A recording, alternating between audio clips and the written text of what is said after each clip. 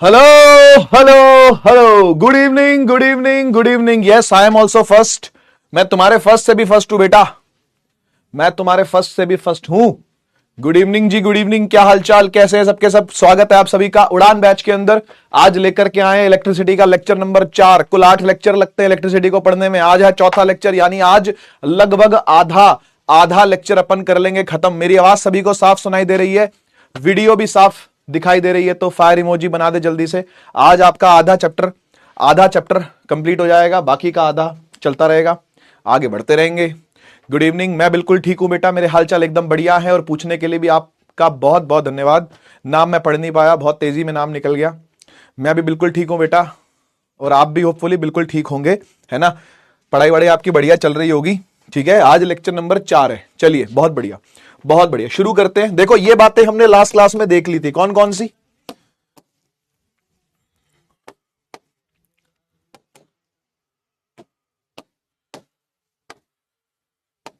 Ohm's law क्या है, resistance क्या है ना। ये दो बातें हमने लास्ट क्लास में देख ली थी। आज हम वेरिफिकेशन देखेंगे ओम्स लॉ का, फैक्टर्स अफेक्टिंग रेजिस्टेंस देखेंगे, ठीक है ना। Difference between resistance and resistivity, resistance and resistivity में डिफरेंस देखेंगे, ठीक है ना। और हम कुछ न्यूमेरिकल भी आज ही करेंगे, ठीक है। न्यूमेरिकलों पर भी आज ही हम जोर पकड़ेंगे, ठीक है। और नेक्स्ट क्लास के अंदर आपको सीरीज सर्किट क्या होता है, पैरेलल सर्किट क्या होता है, यह पढ़ाया जाएगा, ठीक है। बारिश हो रही है तो आप लोग बहुत लकी हैं भाई, क्योंकि यहां पर बारिश हो रही है, फिर नहीं हो रही है, फिर हो रही है, फिर यहां बहुत बसड़ है भाई बारिश की यार, है ना। तो अच्छी बात है यार, अगर आपके यहां बारिश हो रही है तो ठीक है। चलिए, एक बार थोड़ा सा रिवीजन दे दिया जाए आपको, है ना, क्योंकि जरूरी है।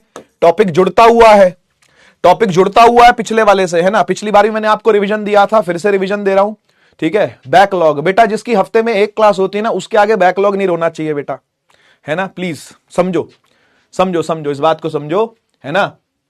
जब हफ्ते में एक क्लास होनी हो, फिजिक्स की एक, केमिस्ट्री की एक, बायो की एक, उसको लेकर के भी तुम बैकलॉग रोगे। एसएसटी का हो मैं मान लेता हूं, मैथ्स का हो मैं मान लेता हूं, इंग्लिश का हो मैं मान लेता हूं, है फिजिक्स का बैकलॉग कैसे हो सकता है भाई? रिवीजन, आइए रिवीजन ले लें। पिछले लेक्चर की बातें थोड़ी सी बढ़ा लें। देखो, हमने लास्ट लेक्चर में पढ़ा था कि जिस प्रकार एक टंकी में ऊपर की हाइट तक अगर पानी होगा, अगर ऊपर की हाइट तक पानी होगा, है ना, हाइट अगर पानी की ज्यादा है तो फिर पानी की स्पीड भी क्या निकलेगी, ज्यादा निकलेगी, है ना। और अगर सेम टैंकर में ही पानी की हाइट कम हो, है ना, तो वहां पर जो पानी की स्पीड निकले वो कम निकलेगी, है ना। याद है बात? सर केमिस्ट्री का ही बैकलॉग है बस। बेटा, अगर केमिस्ट्री का बैकलॉग है तो उसको कंप्लीट करो। नहीं होना चाहिए, है ना, नहीं होना चाहिए। पुणे में रेड अलर्ट हो रहा है, अच्छा जी, चलो ध्यान रखो अपना यार। हां, तो बात याद आई, हाइट ज्यादा होगी तो स्पीड पानी की ज्यादा आएगी, हाइट कम होगी तो स्पीड पानी की क्या होगी बेटा, कम होगी। याद आई ये वाली बात, है ना। सिमिलरली हम लोगों ने कंपेयर किया था इस बात को कि अगर पोटेंशियल डिफरेंस ज्यादा होगा, यानी बैटरी ज्यादा वोल्टेज वाली होगी, है ना। अगर बैटरी ज्यादा वोल्टेज वाली है तो करंट भी क्या पास करेगी, करंट भी ज्यादा पास करेगी। याद आ रहा है? क्योंकि वोल्टेज का ज्यादा होना मतलब धक्का, याद आया? वोल्टेज का ज्यादा होना मतलब धक्का, जोर से लगना, है ना। तो जोर का धक्का लगेगा तो करंट भी कैसा चलेगा, जोर का चलेगा, तेज चलेगा। याद आया ना, है ना। तो ऐसे ही हम लोगों ने यहां से डिफाइन कर लिया था ओम्स लॉ को, है ना। ओम्स लॉ क्या कहता है? ओम्स लॉ कहता है कि अगर वोल्टेज ज्यादा होगी, करंट भी ज्यादा, तो दोनों क्या होंगे, डायरेक्टली प्रोपोर्शनल होंगे। दोनों क्या होंगे, डायरेक्टली प्रोपोर्शनल होंगे। और प्रोपोर्शनलिटी का साइन हटेगा तो इक्वल टू लगेगा, और इक्वल टू लगेगा तो आई, तो ऐसे का वैसा ही है, आर एक मल्टीप्लाई और हो जाएगा राइट साइड में आकर के, है ना भाई। एक कांस्टेंट मल्टीप्लाई और हो जाएगा जिसका नाम है रेजिस्टेंस, है ना, जिसका नाम क्या है, रेजिस्टेंस, ठीक है ना। अब रेजिस्टेंस की बातें थोड़ी सी आगे बढ़ाते हैं, है ना। रिवीजन कंटिन्यू करते हैं।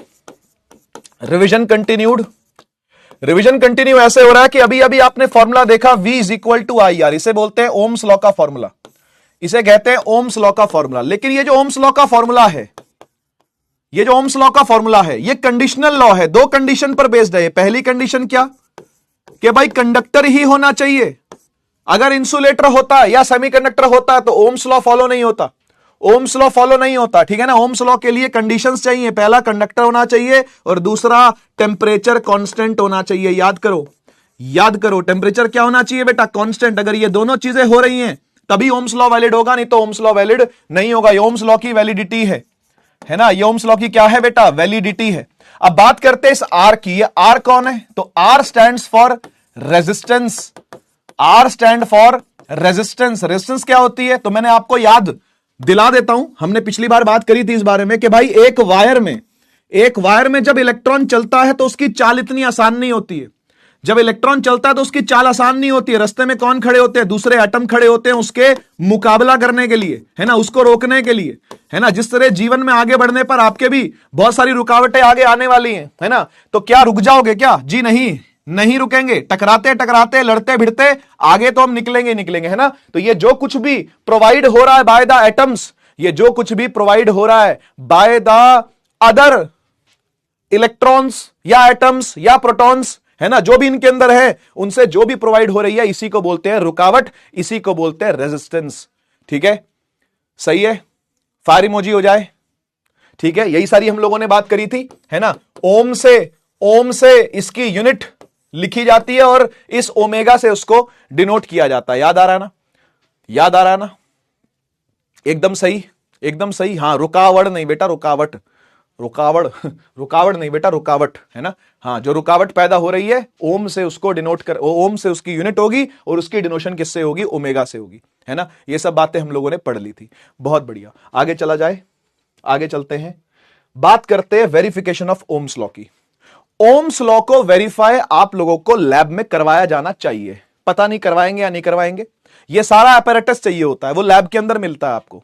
ठीक है, फिजिक्स लैब में जाओगे ये सब चीजें आपको मिल जाएंगी। मैंने पिछली बार भी आपको बताया था, बैटरी एलिमिनेटर है, ये वोल्टेज को सप्लाई करवाएगा सर्किट के अंदर। छोटी वोल्टेज चाहिए होती है, छोटा सर्किट है तो छोटी वोल्टेज चाहिए, तो छोटी वोल्टेज को सप्लाई करवाएगा ये। ठीक है, इसके बाद रेजिस्टेंस का बॉक्स है ये रहा। ठीक है, एक वोल्ट मीटर चाहिए होता है, एक एमीटर चाहिए होता है, एक प्लग की चाहिए होती है, रियोस्टेट चाहिए होता है और कनेक्टिंग वायर, ये सब चीजें आपको चाहिए होती है। ठीक है ना। रियोस्टेट का काम अभी तक हमने नहीं जाना, इसका काम अभी तक हमको नहीं पता क्या है, पढ़ेंगे जब इसका प्रिंसिपल पढ़ेंगे तब समझ में आएगा रियोस्टेट क्या काम करता है। अभी के लिए आप इसको ऐसा समझो कि ये वेरिएबल रेजिस्टेंस देने का काम करता है।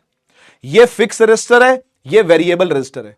फिक्स रेजिस्टेंस, वेरिएबल रेजिस्टेंस, यानी कम ज्यादा करी जा सकती है।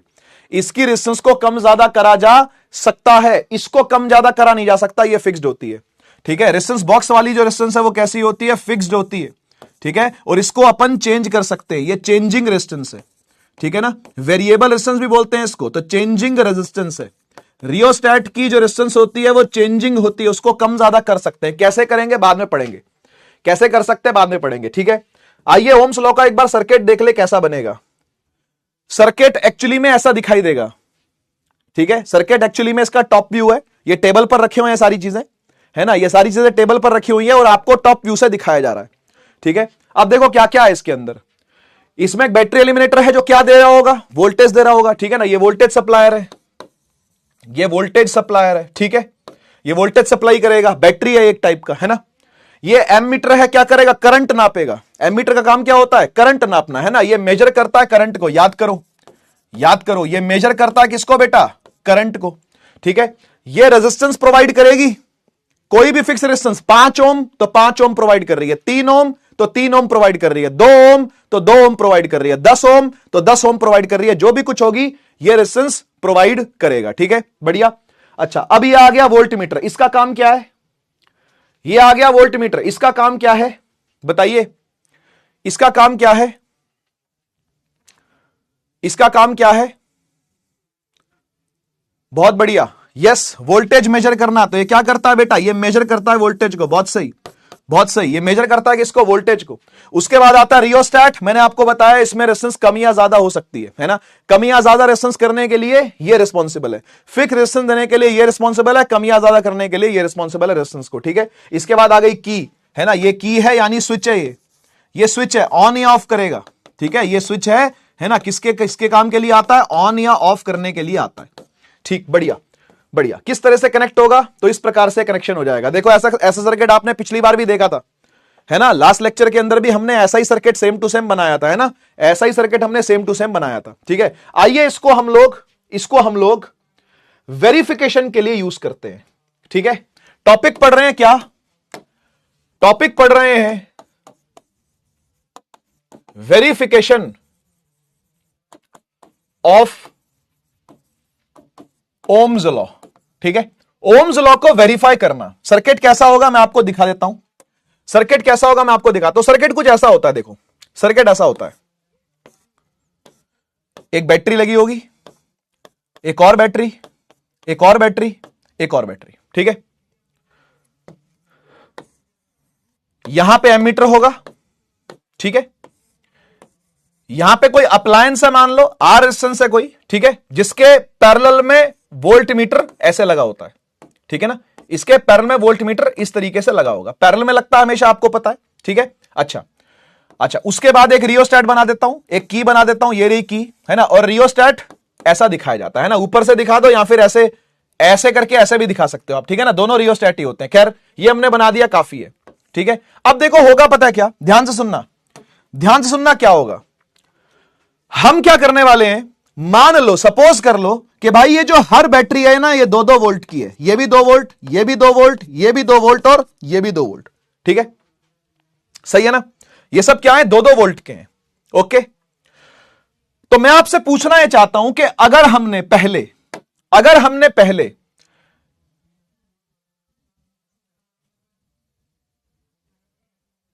इस 2 वोल्ट के साथ, सिर्फ इस 2 वोल्ट के साथ कनेक्शन बना रखा है।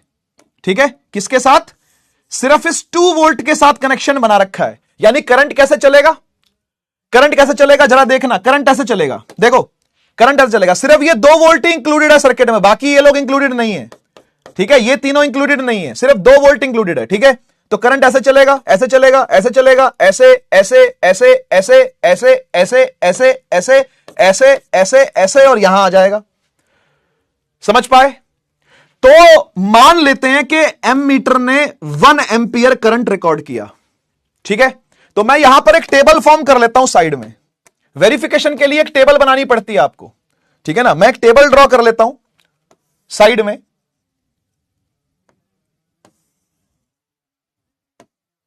ऐसा समझना कि भाई एक्सपेरिमेंट ही हो रहा है, ये क्लास के अंदर एक्सपेरिमेंट ही चल रहा है। ठीक है ना, ये V है और ये क्या है, I है, ये वोल्टेज है, ये क्या है, करंट है। ठीक है, तो पहले वोल्टेज कितनी रखी हुई है, 2 वोल्ट रखी हुई है, और करंट कितना रखा हुआ, 1 एम्पियर निकल के आया। एमीटर ने कितना नापा, 1 एम्पियर नापा। वोल्ट मीटर ने कितना नापा होगा, वोल्ट मीटर ने 2 वोल्ट नापा होगा। सही बात है ना, क्योंकि बैटरी में 2 ही वोल्ट है, जो सर्किट प्रोवाइड कर रही है वो 2 ही वोल्ट कर रही है। ठीक है, तो सबसे पहली रीडिंग जो हमने ली वो ली कि वोल्टेज 2 है और करंट 1 है। ठीक है, वोल्टेज 2 है और करंट क्या है, 1 है। बढ़िया बढ़िया, ठीक है। अब नेक्स्ट रीडिंग जो हम लेंगे, नेक्स्ट रीडिंग जो हम लेंगे वो ऐसे लेंगे, वो ऐसे लेंगे, यहां से लेंगे। अब यहां से लेने का मतलब क्या हुआ, यहां से लेने का मतलब हुआ कि अब क्या हो रहा है, अब क्या हो रहा है, अब 2 और 2 4 वोल्ट इंक्लूडेड है ना, अब 2 और 2 4 वोल्ट इंक्लूडेड है बैटरी के अंदर, मतलब सर्किट के अंदर। टोटल बैटरी कितनी है, अब 4 वोल्ट की बैटरी इंक्लूडेड है, यानी 2 + 2 इंक्लूडेड है। तो बैटरी करंट कैसे चलाएगी, तो करंट ऐसे ही चलेगा, ऐसे ऐसे ऐसे चलता चलता चलता चलता चलता चलता यहां से आता आता यहां से आ जाएगा, इस बार यहां से आ जाएगा। ठीक है, तो वोल्ट मीटर कितनी वोल्टेज रिकॉर्ड करेगा इस बार, आप बताइए। पहले 2 वोल्ट की बैटरी थी तो यहां पर 2 वोल्ट रिकॉर्ड हो रहा था और करंट 1 एम्पियर चल रहा था। आपने अब क्या किया, यहां से कनेक्शन तोड़ के यहां जोड़ दिया, इस जगह पर जोड़ दिया, तो अब पूरे सर्किट में 4 वोल्ट की बैटरी आ गई है, यानी इस बार वोल्ट मीटर कितना नापेगा बेटा, 4 वोल्ट नापेगा। ठीक है, यानी इस बार वोल्टेज ने कितना नापा, 4 वोल्ट। इस बार वोल्टेज कितनी आई, 4 वोल्ट आई। तो भाई करंट क्या 1 एम्पियर आएगा, क्या लगता है आपको कितना आएगा, क्या लगता है आपको कितना आएगा। भाई 2 वोल्ट थी तो 1 एम्पियर का करंट था, डबल हो गई वोल्टेज तो करंट कितना हो जाएगा, करंट कितना हो जाएगा, शाबाश बहुत बढ़िया, वो भी डबल हो जाएगा। यानी ऐसा ही हुआ जब आप इस एक्सपेरिमेंट को कर रहे थे, या जब आप इस एक्सपेरिमेंट को करोगे लैब में जाकर के, तो ऐसा ही होगा। जैसे जैसे आप बैटरी ज्यादा करते जाओगे ना, यहां पर करंट भी उसी के प्रोपोर्शनल आता चला जाएगा। आइए तीसरी रीडिंग को लेते हैं। तीसरी रीडिंग में क्या करना है, तीसरी रीडिंग में आपने इस बार वायर जोड़ देनी है, यहां से इधर से जोड़ देनी है। तो सर्किट में अब कितनी बैटरी हो गई भाई, सर्किट में अब 2 वोल्ट 2 वोल्ट 2 वोल्ट, यानी इस बार वोल्टमीटर कितना रिकॉर्ड करेगा बेटा? 6 वोल्ट रिकॉर्ड करेगा। यस, जो तीसरी रीडिंग आई वो कितनी आई बेटा? 6 वोल्ट्स की रीडिंग आई। और करंट देखा गया कितना नाप रहा है, तो करंट इस बार नाप रहा था और ज्यादा, 3 एंपियर नापेगा। सोचो हां या ना? ऐसा ही होना चाहिए कि नहीं होना चाहिए? ऐसा ही होना चाहिए कि नहीं होना? तभी तो वेरीफाई हो पाएगा ओम्स लॉ। अरे तभी तो ओम्स लॉ की वेरिफिकेशन हो पाएगी। ओम्स लॉ को वैलिडेट करना है तो यह करना पड़ेगा। चौथी रीडिंग ली, फिर चौथी रीडिंग ली, इस बार यहां से कनेक्शन तोड़ के, है ना, इस पूरे को इंक्लूड कर लिया, इस पूरे को ही क्या कर लिया? इंक्लूड कर लिया। तो इस बार 8 का 8 वोल्ट कनेक्टेड है, तो वोल्ट मीटर भी कितना नापेगा बेटा? 8 वोल्ट नापेगा, है ना। यानी रीडिंग यहां क्या आएगी बेटा? 8 रीडिंग आएगी। और उसी के प्रोपोर्शनल करंट निकलेगा, तो करंट कितना आएगा बेटा? 4 एंपियर का करंट ही यहां पर आपको देखने को मिलेगा जब भी आप इस एक्सपेरिमेंट को करोगे या करा होगा। ठीक है, अगर करा होगा तो, या करोगे तो, या नहीं भी करोगे तो, ठीक है ना, यही होने वाला जो होने वाला है। ठीक है, क्या क्लियर है बात? क्या क्लियर है बात?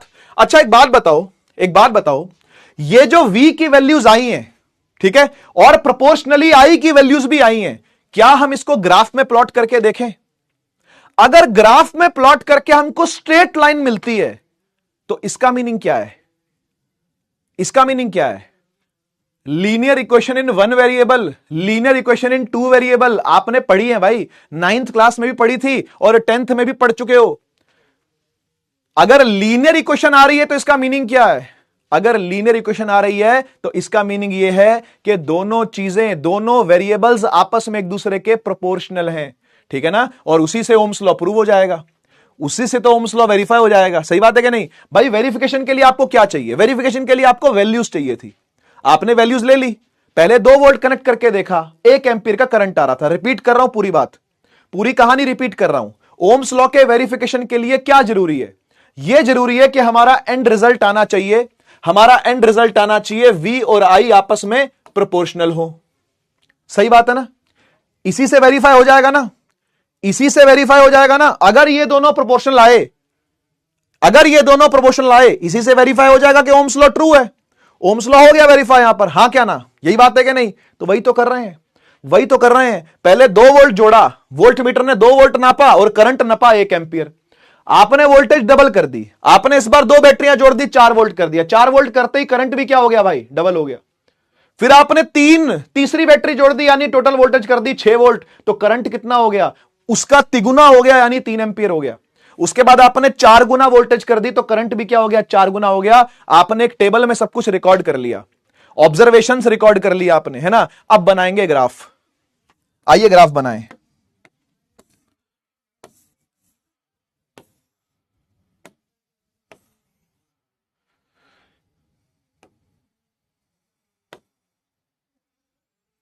तो भाई y एक्सिस पर आप वोल्टेज को रखो, x एक्सिस पर आप करंट को रखो, ठीक है, और प्लॉट करते जाओ, प्लॉट करते जाओ। कैसे प्लॉट करोगे भाई? तो ये 0 0 होगा, है ना। उसके बाद करंट क्या है बेटा? 1 एम्पियर, फिर है 2 एम्पियर, फिर है 3 एम्पियर, फिर है 4 एम्पियर। और ऐसे ही वोल्टेज कितनी है भाई? वोल्टेज को प्लॉट करना हो तो 2 2 का गैप ले लो, 2, फिर 4, फिर 6, फिर 8, है ना। मैं आपसे पूछना चाहता हूं कि 2 और 1 यहां पर मिला, 4 और 2 यहां पर मिला, 6 और 3 वाला पॉइंट यहां प्लॉट हुआ, और 8 और 4 वाला यहां प्लॉट हुआ। अगर मैं सबको ज्वाइन कर दूं, अगर मैं सबको आपस में ज्वाइन कर दूं, आप बताओ ये स्ट्रेट लाइन आ रही है कि नहीं आ रही है? आप बताइए स्ट्रेट लाइन आ रही है कि नहीं आ रही है? बता दो, बता दो, ये एक लीनियर ग्राफ है या नहीं है? क्या ये एक लीनियर ग्राफ है या नहीं है? क्या एक लीनियर रिलेशनशिप है या नहीं है? एक लीनियर रिश्ता है या नहीं है V और I के बीच में, बिटवीन V एंड I? अरे हां या ना?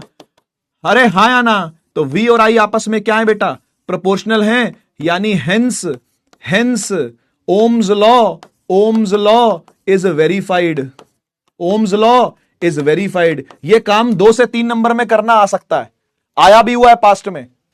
बोर्ड के अंदर यह सवाल 2 से 3 नंबरों में आया हुआ है कई बार, और पिछले 2 साल से नहीं आया, तो इसका मतलब यह नहीं कि इस बार नहीं आ सकता, आ सकता है।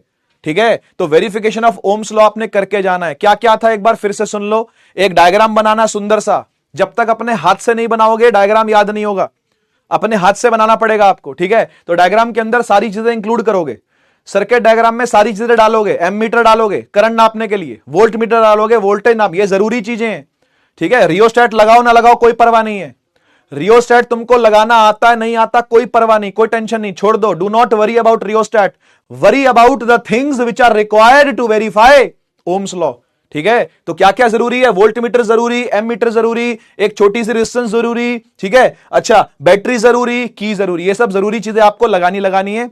फिर कुछ भी वैल्यू ले लो, बस ऐसी वैल्यूज लेना जो प्रोपोर्शनल हो बेटा, ठीक है। तो वैल्यूज ऐसी ले ली आपने, बहुत बढ़िया। ग्राफ प्लॉट करो, प्लॉट करके बता दो भाई देखो स्ट्रेट लाइन आया नहीं आया, आया। स्ट्रेट लाइन आया तो लीनियर रिलेशन है कि नहीं है, तो दोनों प्रोपोर्शनल हो गए नहीं हो गए, हो गए, बात खत्म। सही है कि नहीं, सही है कि नहीं, ठीक है। तो इसे बोलते हैं ओम्स लॉ को वेरीफाई करना, ठीक है। चलिए क्लास 9th में लेकर के चलता हूं आपको, क्लास 9th में लेकर के चलता हूं आपको। और क्लास 9th के अंदर हमने ये चीज पढ़ी थी, पढ़ी ही होनी चाहिए, आपने पढ़ी ही होगी, या नहीं पढ़ी तो पढ़नी तो पड़ेगी ठीक है। क्या ये पढ़ना पड़ेगा कि अगर एक YX ग्राफ होता है ना, अगर एक YX ग्राफ होता है मान लो इस प्रकार का, तो हम इसका स्लोप निकालते होते हैं, और जो स्लोप होता है वो होता है Y पर रखी चीज को X पर रखी चीज से डिवाइड करना। Slope is nothing but delta Y upon में डेल्टा X, है ना, याद आ रहा है। ये क्लास 9th की बातें हैं बेटा, ये क्लास 9th की बातें हैं। अब मैं आपसे पूछना यह चाहता हूं कि जब आप क्लास 10th में आ रहे हो तो यहां पर आपने कौन सा ग्राफ अभी अभी देखा, आपने कौन सा ग्राफ अभी अभी देखा मुझे बताओ। आपने देखा वोल्टेज का और करंट का ग्राफ, वोल्टेज को रखा हुआ है Y एक्सिस पर, है ना, वोल्टेज को रखा हुआ कहां, वोल्टेज को रखा हुआ है Y एक्सिस पर, और करंट को रखा हुआ कहां, X एक्सिस पर। VI ग्राफ देखा है, yes very good, yes very good, आपने VI ग्राफ देखा है, और VI ग्राफ को भी आपने ऐसे चढ़ता हुआ ही देखा है, बोलो हां या ना। VI ग्राफ को भी आपने कैसा देखा है, चढ़ता हुआ, लीनियर देखा है, बिल्कुल सही है। तो मुझे एक बात बताओ, जैसे कि हम लोग 9th क्लास से जानते हैं कि स्लोप का मतलब होता है delta Y divide by delta X, यानी Y पर रखी चीज को X पर रखी चीज से क्या कर दो, डिवाइड कर दो। मुझे बताओ यहां पर Y पर क्या रखा हुआ है, यहां पर Y एक्सिस पर क्या रखा हुआ है, क्या नाम है इस क्वांटिटी का, इस क्वांटिटी का नाम क्या है सर, इस क्वांटिटी का नाम है वोल्टेज, यानी ऊपर Y एक्सिस पर रखा हुआ है वोल्टेज का चेंज, इसे बोलते हैं चेंज इन Y, इसे बोलते हैं चेंज इन X, है ना। और X एक्सिस पर क्या रखा हुआ है सर, X एक्सिस पर रखा हुआ है करंट, यानी नीचे रखा हुआ डेल्टा I, है ना। यार मुझे एक बात बताओ, ये V को I से डिवाइड करने पर क्या हमको कोई क्वांटिटी मिलती है, अगर हम V को I से डिवाइड करें तो क्या हमें कोई नई चीज मिलती है, V को I से डिवाइड करने पर, V को I से डिवाइड कर दूं तो कोई नई क्वांटिटी मिलती है क्या, बोल दो, अरे बोल दो, अरे बोल दे मेरे कबूतर, बोल दे। V बराबर IR होता है, अगर मैं I को नीचे ले आऊं, तो क्या ये R के बराबर नहीं है क्या ये R के बराबर नहीं है क्या, जी हां ये R के बराबर है, बहुत बढ़िया। यानी मोटी बात ये कि delta V by delta I करने पर आपको क्या मिलती है, आपको मिलती है रेजिस्टेंस, आपको मिलता है R, है ना, and R stands for resistance. समझ में आया क्या, तो बेटा कभी भी आप स्लोप निकालोगे किसका, एक VI ग्राफ का, IV ग्राफ का नहीं, VI ग्राफ का, तो आपको क्या मिलेगी, रेजिस्टेंस मिलेगी। इस बात को अपने माइंड में ठोक के बैठा लेना एकदम, है ना, माइंड में भरी और कील ठोक लिया, हमेशा के लिए याद रहनी चाहिए आपको ये बात, हमेशा के लिए आपको ये बात याद रहनी चाहिए कि स्लोप VI का आपको क्या देता है, रेजिस्टेंस देता है। इस पर सवाल कैसे बनते हैं देखो, आओ कुछ प्रैक्टिस करें सवालों की, पास्ट ईयर के सवाल हैं सारे, ये जितने सवाल आपको प्रैक्टिस करवा रहा हूं सबके सब PYQ हैं। आओ देखो, यहां देखना बेटा, एक VI ग्राफ आपको दिया हुआ है, ठीक, एक VI ग्राफ आपको दिया हुआ है, एक कंडक्टर दिया हुआ है आपको A और एक कंडक्टर आपको दिया हुआ है B, ठीक है। आप मुझे बताइए किसका रेजिस्टेंस ज्यादा है, किसका रेजिस्टेंस ज्यादा है, B का या A का, B का या A का। क्या RB बड़ा है RA से या फिर आर ए बड़ा है आरबी से? दोनों में से बड़ा कौन? दोनों में से बड़ा कौन? गुड, बढ़िया बढ़िया, फील आती है मतलब आपको स्लोप की। बेटा दोनों में से स्लोप किसका ज्यादा है? दोनों में से चढ़ाई किसकी ज्यादा है? सर बी की चढ़ाई ज्यादा है। देखो ना एंगल, देखो ये वाला थीटा देखो जरा, इसका थीटा बड़ा है और इसका थीटा देखो छोटा है ना? The theta A is small and theta B is large. हाँ या ना बोल दो, हाँ या ना बोल दो भाई। तो इसलिए ये ट्रू है, ठीक है, ये ट्रू है। लेकिन ये क्या है बेटा? ये फॉल्स है, ये फॉल्स है। याद रहेगा, याद रहेगा। अच्छा यहां देखो एक बार जरा, यहां देखो, इधर देखो। अगर कोई आईवी ग्राफ दे आपको, है ना, एक बच्चे यहां पे पूछ भी रहे हैं, थोड़ा सबर कर लो, हर एक चीज समझा दूंगा बेटा, हर एक चीज समझ में आ जाएगी, लेकिन थोड़ा सा सबर आपके अंदर होना चाहिए, है ना, हर एक चीज सीखेंगे। अगर मान लो आपको आईवी ग्राफ दिया हुआ है और आईवी ग्राफ दे करके आपको ऐसे ऐसे करके 3 कंडक्टरों के बारे में पूछ लिया, एक एक्स नाम का कंडक्टर, एक वाई नाम का कंडक्टर और एक जेड नाम का कंडक्टर, ठीक है, और आपसे यह पूछा जाए, आपसे पूछा जाए कि इनमें से कौन सा सच है। 4 ऑप्शन दे रहा हूं, 4 ऑप्शन दे रहा हूं, ठीक है ना? R X, R Y, R Z, R Z, R Y, R X, R Y, R Z, R X, या आर एक्स, आर जेड और आर वाई। इनमें से कौन सा सही है? इनमें से कौन सा ऑप्शन सही है? इनमें से कौन सा ऑप्शन सही है? इनमें से कौन सा ऑप्शन सही है?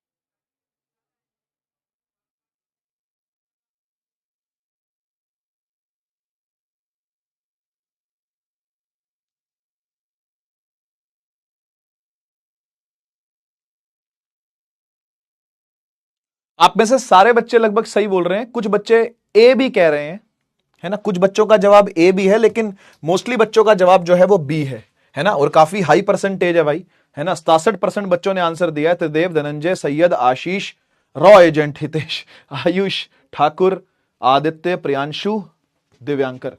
आंसर बेटा इसका बी है, आंसर इसका बी है, ठीक है। देखो सीधी सी बात समझो, ये जो ग्राफ है ये वीआई ग्राफ नहीं है, ये आईवी ग्राफ है। This is not a VI graph, ये आईवी ग्राफ है। स्लोप वीआई का आपको रेजिस्टेंस देता है, आईवी का नहीं देता। तो सर आईवी का क्या देता है? आईवी का स्लोप क्या देता है? ये 1/r देता है बेटा, ये आर नहीं देता आपको, ये आर का उल्टा देता है, यानी ये सारी कहानी उल्टी चलेगी।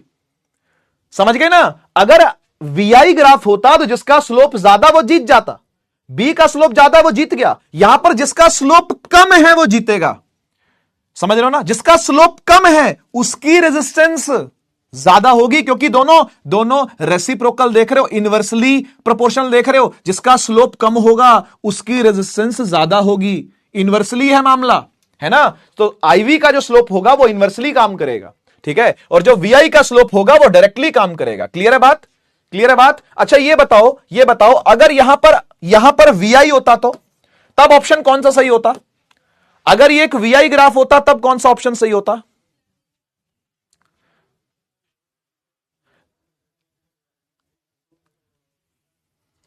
अगर ये ग्राफ वीआई होता तब कौन सा ऑप्शन सही होता?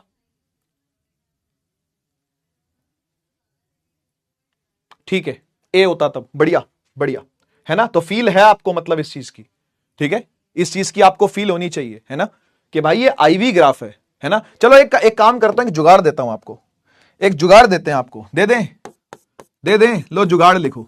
जुगाड़ क्या है पता है? जुगाड़ ये है, जो V के पास होगा, जो V के पास होगा उसका आर बड़ा, जो V के पास होगा उसका आर बड़ा, जो V के पास होगा उसका आर बड़ा, जो V के पास होगा उसका आर बड़ा। चेक कर लो, V के पास कौन है? B, तो B का आर बड़ा है। V के पास कौन है? Z, तो Z का आर बड़ा है। ठीक है जी, सही है जुगाड़, मजा आ गया, मजा आ गया, फायर इमोजी दिख रहे हैं मुझको। ठीक है, जो V के पास होगा, जो V के पास होगा उसका आर बड़ा। ठीक है, ये जुगाड़ लगा सकते हो आप जब चाहो तब। ठीक है, ये जुगाड़ आप लगा सकते हो जब चाहो तब। ठीक है, बढ़िया, चलिए आगे बढ़ते हैं, आगे बढ़ते हैं। ये क्वेश्चन हमने लास्ट टाइम कर लिया था। ठीक है, तो नेक्स्ट टॉपिक पर चलते हैं, नेक्स्ट टॉपिक पर मूव करते हैं। ठीक है, देखो ये आज का टॉपिक है और आज का मेन टॉपिक यही है। आज का जो मेन टॉपिक है वो यही है। वो वाले टॉपिक तो थे जो थे, ठीक है, वो भी कहीं ना कहीं जरूरी है, लेकिन ये टॉपिक सबसे ज्यादा जरूरी है आज के लिए। ठीक है, हम लोग पढ़ रहे हैं कि भाई हमने अभी तक जो ये V is equal to I R पढ़ा था, उसमें मैंने आपसे कहा था कि ये जो R है ये कांस्टेंट है। ये जो R है ये क्या है? ये कांस्टेंट है, ऐसा बोला था ना, ये R को बोला था कांस्टेंट। और अब देखो टॉपिक, देखो क्या है, टॉपिक है कि कौन कौन से फैक्टर अफेक्ट करते हैं रेजिस्टेंस को। ये दोगलापन है कि नहीं है बताओ, ये दोगलापन है या नहीं?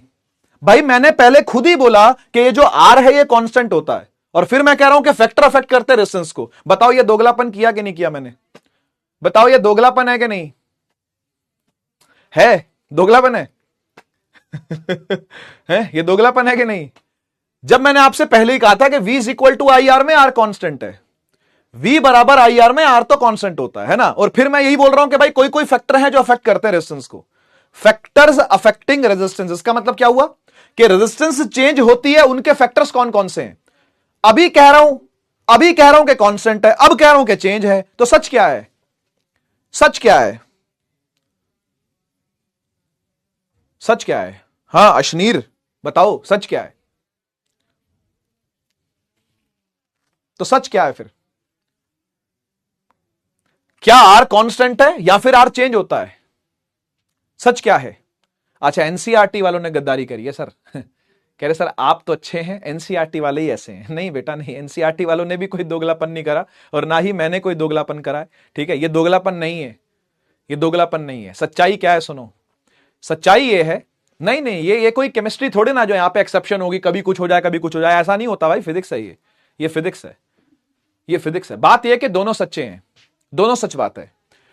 ये जो कांस्टेंट R लिखा था ना, ये कांस्टेंट सिर्फ इस फॉर्मूले का कांस्टेंट है, ये हमेशा कांस्टेंट होगा ऐसा किसी ने बोला क्या? मैंने ये बोला कि ये यूनिवर्सल इलेक्ट्रिकल कांस्टेंट है, ऐसा कुछ बोला गया? ऐसा कुछ बोला गया? लेकिन जब मैंने आपको, अगर आप मुझसे 9th क्लास में पढ़े थे तो मैंने आपको पढ़ाया था F is equal to G m1 m2 by R square, और इसमें मैंने बोला था बेटा ये जो G होता है ना ये यूनिवर्सल ग्रेविटेशनल कांस्टेंट है। ऐसा बोला था कि नहीं बोला था? ये यूनिवर्सल ग्रेविटेशनल कांस्टेंट है। आप जब 11th क्लास में जाओगे ना तो आपको इक्वेशन पढ़ाई जाएगी, PV is equal to NRT. ये प्रेशर ऑफ द गैस, ये वॉल्यूम ऑफ द गैस, ये number of moles of the gas, ये टेम्परेचर ऑफ द गैस, और इस आर को पता क्या बोलते हैं? इसे बोलते हैं universal gas constant. Universal gas constant हर गैस का अलग अलग होता है तो भाई ये जो आर है, ये जो R है, क्या मैंने इसके आगे कभी आपको ये सुनते देखा, ये बोलते देखा क्या कि ये universal electrical resistance is constant? ऐसा बोला क्या? ऐसा बोला क्या मैंने? नहीं ना। तो फिर आपने क्यों मान लिया कि ये ब्रह्मांड में सब जगह कांस्टेंट होता है? ये आपने गलत सोचा है। ना ही फिजिक्स ने दोगलापन किया, ना ही एनसीईआरटी ने दोगलापन किया, ना ही मैंने दोगलापन किया। आपने पूरी बात सुनी नहीं, आपने समझ कुछ और लिया है ना। तो देखो अब बात को समझते हैं, अब बात को पूरा पूरा समझते हैं। देखो ये जो G था ना ये पूरे ब्रह्मांड में एक ही वैल्यू वाला है, ये जो R है ना ये पूरे ब्रह्मांड में एक ही वैल्यू वाला है, ये चेंज नहीं होते, ये चेंज नहीं होते, ठीक है ना। इन्हें बोलते हैं यूनिवर्सल कांस्टेंट्स, इन्हें बोलते हैं यूनिवर्सल कांस्टेंट्स। लेकिन ये कोई यूनिवर्सल कांस्टेंट है ऐसा किसी ने बोला क्या आपसे? ये इस फॉर्मूले का कांस्टेंट है, बस ये इस फॉर्मूले का कांस्टेंट है, ये यूनिवर्सल कांस्टेंट नहीं है। इसे यूनिवर्सल कांस्टेंट समझने की गलती मत करना, यह भी डिपेंड करता है और चीजों पर। तुमने इसकी कहानी सुनी कहां? यह और भी चीजों पर डिपेंड करता है, लेकिन तुमने इसकी कहानी सुनी नहीं। तुमने पहले जज कर लिया इसको कि तू तो कांस्टेंट है, तू तो कांस्टेंट ही रहेगा। नहीं भाई, नहीं भाई, यह सिर्फ इस फॉर्मूले का कांस्टेंट है, ठीक है, ये सिर्फ इस फॉर्मूले का कांस्टेंट है, ये सदैव के लिए कांस्टेंट नहीं होता है ना। तो ये चेंज करता है, और ये कब कब चेंज करता है आइए सुनते हैं। ये रेजिस्टेंस किन किन बातों पे डिपेंड करता है आइए समझते हैं। ये डिपेंड करता है 4 बातों पे, ठीक है। एनसीईआरटी में लिखे हुए हैं 4 पॉइंट, फॉर्मूले में सिर्फ 3 ही दिखेंगे आपको, चौथा नहीं दिखेगा। 10th क्लास का बच्चा इतना सा होता है, उसका कोर्स इतना सा होता है, उसमें भी ये वाला चैप्टर इतना सा है, और उसमें ये वाला टॉपिक और इतना सा है। तो समझ गए ना भाई। तो आपको सारे फॉर्मूले तो आज दिखने वाले नहीं है। 11th में जाओगे फिजिक्स लोगे, 12th में जाकर के फिजिक्स पढ़ोगे, वहां पे देख लेना फॉर्मूले क्या है, और डीप में पढ़ोगे इन्हीं बातों को, ठीक है ना। तो तब की बात तब की होगी। अभी के लिए एनसीईआरटी कहती है कि केवल 4 ऐसे फैक्टर्स हैं जिन पर डिपेंडेंसी होती है, उसमें से चौथा वाला का फॉर्मूला भी आपके सिलेबस में नहीं है, सिर्फ 3 ही आपको फॉर्मूले में दिखेंगे, ठीक है। अच्छा, बच्चे यहां पर बोल भी रहे हैं शायद स्कूल में पढ़ लिया है, बढ़िया बात है, बढ़िया बात है, स्कूल में पढ़ लिया है। 4 फैक्टर्स है बेटा। पहला फैक्टर है length of the wire. Length of the wire, तार कितनी लंबी है, एल से डिनोट करते हैं लेंथ को। यूनिट क्या होती है इसकी, जल्दी बोलो, जल्दी बोलो, लेंथ की यूनिट क्या होती है? लेंथ की यूनिट क्या होती है? यस, बढ़िया, मीटर होती है, बहुत सही, मीटर होती है, वेरी गुड। और मीटर को भी स्मॉल एम से डिनोट करते हैं, आपको ये बात पता है, ठीक है, ठीक है। दूसरा फैक्टर होता है बेटा वायर की मोटाई। मोटाई को कहते हैं क्रॉस सेक्शनल एरिया, इंग्लिश में कहते हैं क्रॉस सेक्शनल एरिया, है ना। फैटीनेस ऑफ वायर नहीं बोलते, wire is so fat, wire is so slim, ऐसी ऐसी बात नहीं बोलते बेटा, ठीक है ना। क्रॉस सेक्शनल एरिया बोलते हैं, टेक्निकल टर्म है, मैथमेटिकल टर्म है, ठीक है। क्रॉस सेक्शनल एरिया, ठीक है, इसका मतलब होता है मोटाई। तो cross sectional area of wire, ठीक है। अब एरिया डिनोट होता है ए से, आपको पता है वाली बात, ठीक है। यूनिट क्या होती है एरिया की?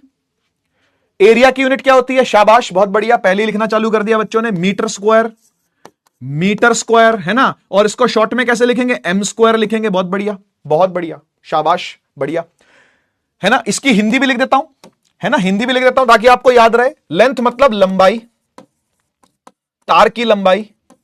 क्रॉस सेक्शनल एरिया का मतलब तार की मोटाई। तार मोटी कितनी है? तार मोटी कितनी है? नंबर 3 है material of the wire, material of the wire, इसको डिनोट करते हैं रो से, ठीक है ना। और इसकी प्रॉपर्टी का भी एक नाम रखा हुआ है, पता है क्या? इसकी प्रॉपर्टी का नाम रखा हुआ रेजिस्टिविटी। इसकी प्रॉपर्टी को कहते हैं रेजिस्टिविटी। ये रेजिस्टेंस है, रेजिस्टेंस अलग चीज होती है, रेजिस्टिविटी अलग चीज होती है, दोनों को कंफ्यूज मत करना, ठीक है, दोनों को कंफ्यूज मत करना। इस सिंबल से डिनोट होता है, रेजिस्टिविटी को इस सिंबल से डिनोट करते हैं। इसकी यूनिट बता देता हूं क्या होती है, बता दूं, वैसे इसकी यूनिट को आपको निकालना सीखना है, इसकी यूनिट को आपको निकालना सीखना है। तो मैं यहां पर फिल इन द ब्लैंक छोड़ देता हूं, ठीक है, मैं यहां पर फिल इन द ब्लैंक छोड़ देता हूं, एक बाद में इसको भरेंगे वहां करके, ठीक है। इसकी हिंदी समझा देता हूं क्या है।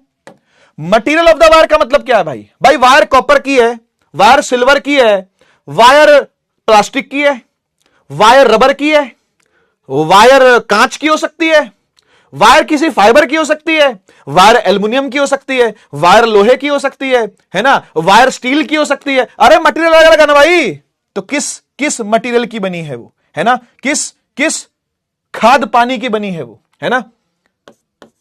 कौन से चक्की का आटा खाया है, मतलब समझ गए ना, मतलब समझ गए ना, कौन सी चक्की का आटा खाया का मतलब यही हुआ कि किस चीज की बनी हुई है वायर, वायर का मटेरियल क्या है ना। और नंबर 4 एनसीईआरटी कहती है, चौथी बात भी है जो कि फॉर्मूले में इंक्लूडेड नहीं है, वो है तापमान, वो है तापमान, temperature of the wire, wire का तापमान, ठीक है ना। अगेन टी से डिनोट करते हैं इसको, डिग्री सेल्सियस या फिर केल्विन इसकी यूनिट होती है। आपको कभी नहीं पूछेगा, आपको कभी नहीं पूछेगा, ठीक है ना। और हिंदी में क्या कहते हैं इसको? तापमान कहते हैं। आपको पता है कि कितना गर्म तार है या कितना ठंडा तार है ना। तापमान क्या है? तापमान क्या है वायर का, समझ गए। तो इन चार चीजों पर डिपेंडेंसी है, ठीक है, इन 4 चीजों पर डिपेंडेंसी है, ठीक है।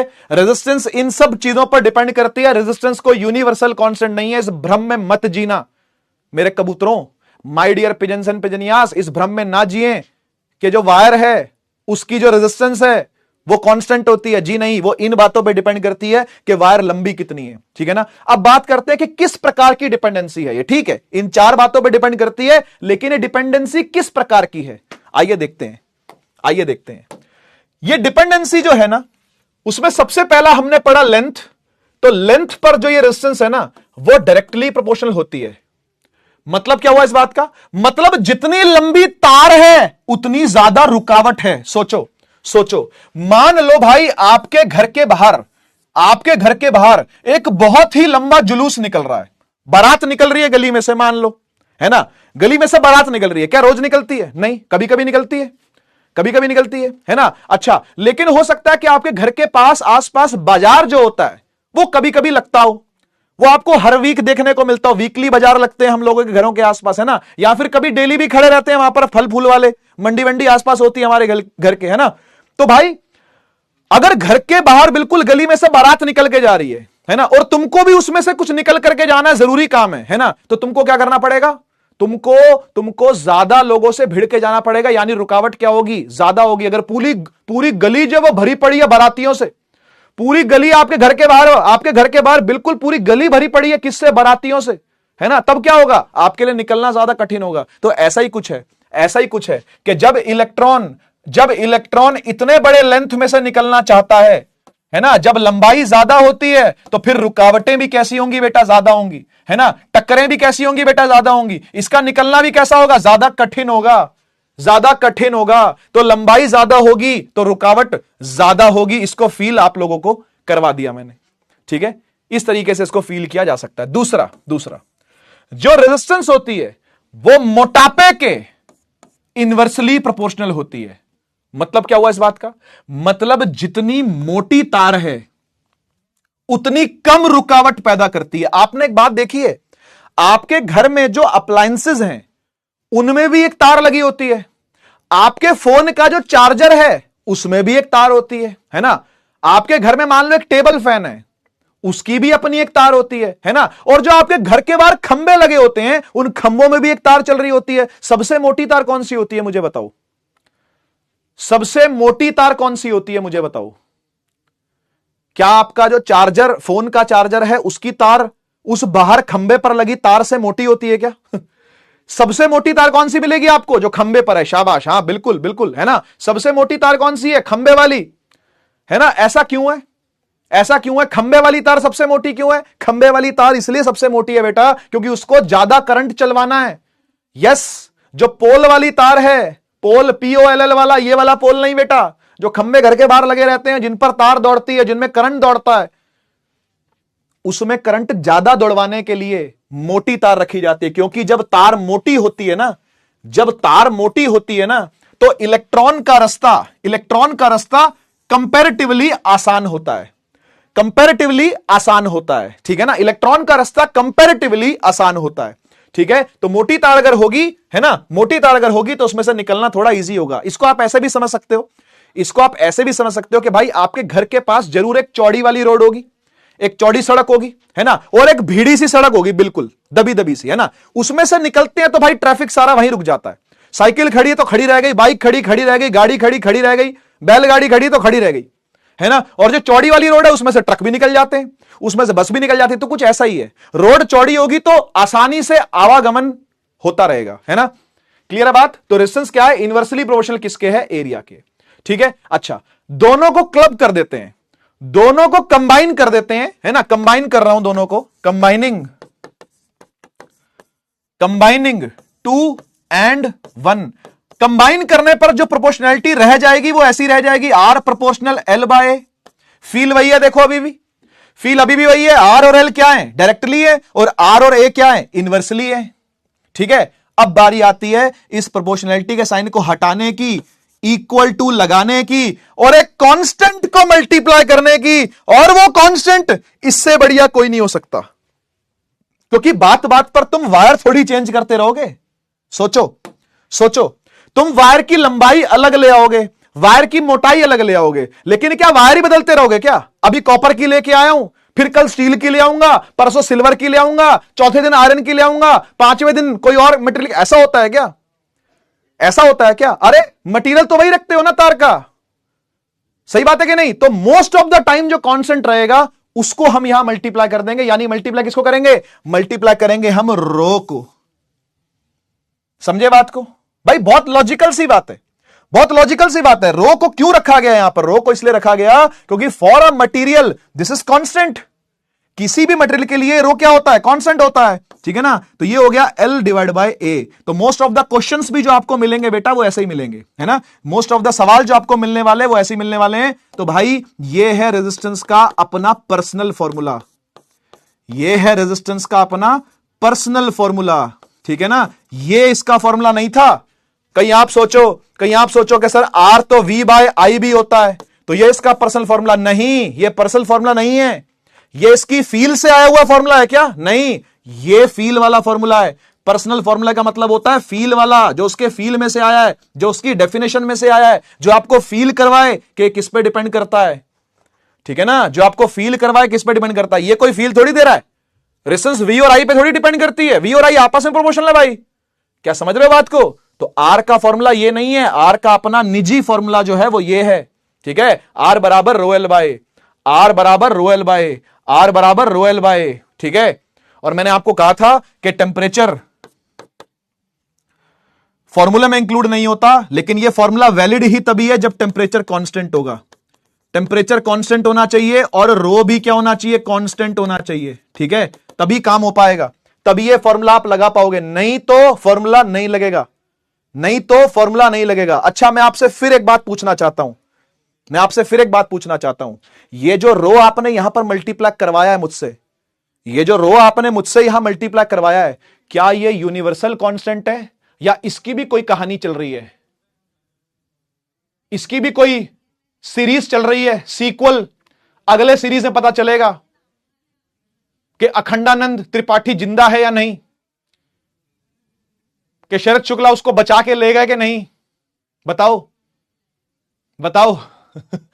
इसकी भी अलग कहानी है बेटा, इसकी भी अलग कहानी है, ठीक है ना? ये रो सिर्फ इस फॉर्मूले का कांस्टेंट है, कृपया करके कंफ्यूज ना हो, कृपया करके कंफ्यूज ना होना। ये रो यूनिवर्सल कांस्टेंट नहीं है, इसकी भी अपनी कहानी है, लेकिन वो कहानी आपको 12th में पता चलती है, ठीक है? ये जो रो की कहानी है ये आपके सिलेबस में नहीं है, ये सिलेबस से बाहर है, ये सिलेबस 12th में जाकर के आपको पढ़ना है, ठीक है? कि इस रो की कहानी क्या है, ठीक है?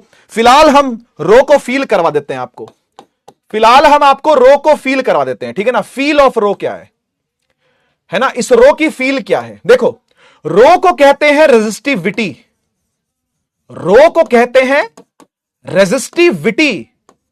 ये रेजिस्टिविटी की हिंदी क्या होती होगी आप सोच सकते हो? भाई रेजिस्टेंस की हिंदी होती है, रेजिस्टेंस की हिंदी होती है रुकावट, है ना? रेजिस्टेंस की हिंदी होती है, रेजिस्टेंस का मतलब होता है रुकावट, रेजिस्टेंस का मतलब होता है रुकावट। रेजिस्टिविटी का मतलब क्या होता होगा बता सकते हो? रेजिस्टिविटी की हिंदी क्या होती होगी बता सकते हो?